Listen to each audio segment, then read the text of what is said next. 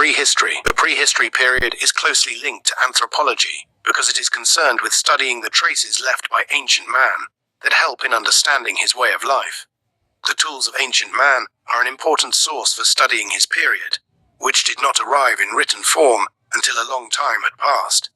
When the life of prehistoric man is not bound by specific geographical boundaries, because the life of prehistoric man depended mainly on migration before settling down and the emergence of cities, and his transformation from a life of movement to a life of agriculture and domestication. This was a turning point in the life of prehistoric man due to the qualitative shift that occurred after his stability music and the civilization of the life of prehistoric man. The life of prehistoric man differed according to the ages. At one time, man lived in the wilderness and caves, then he became a settled and civilized man.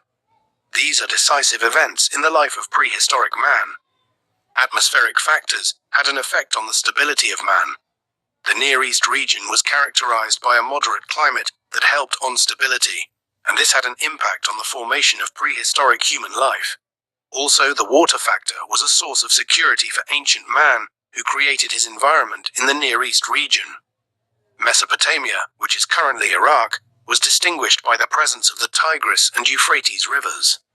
Also in Egypt there was the Nile River, and the seas played a role, important in the life of prehistoric man, as the Mediterranean Sea surrounds the countries of the Near East and others, and this linked the Near East region and contributed to communication between them, and these factors shaped the life of prehistoric man. The Stone Ages are the ages in which man settled and made his tools from stone.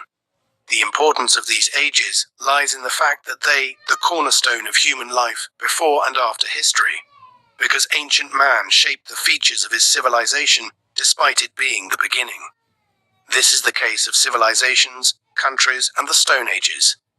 It took up a period of more than 500,000 years, and is divided into several sections, which are the Paleolithic Age, the Middle Stone Age, and the Iron Stone Age. In terms of form, engineering, and it was small in size, and the Kabarian civilization in Palestine was one of the first civilizations of the Middle Stone Age, and also the civilization was the sperm that formed the life of prehistoric man from the presence of animal husbandry, and this was a turning point in the life of prehistoric man, and man had begun cuneiform writing, the first form of writing that man created, and it was on clay tablets, and writing was done by pressing on the clay tablet with a reed, and this writing appeared in Mesopotamia, Iraq, and the second form of writing was hieroglyphic writing. This writing appeared in Egypt on the walls of religious temples and others. As for the Bronze Age, it was formed when man knew how to make bronze, formed by mixing copper with cast iron. The first discovery of bronze was in the regions of Asia. This was during the period extending between 4000 and 3000 BC. Bronze was an important turning point in the life of prehistoric and post-historic man.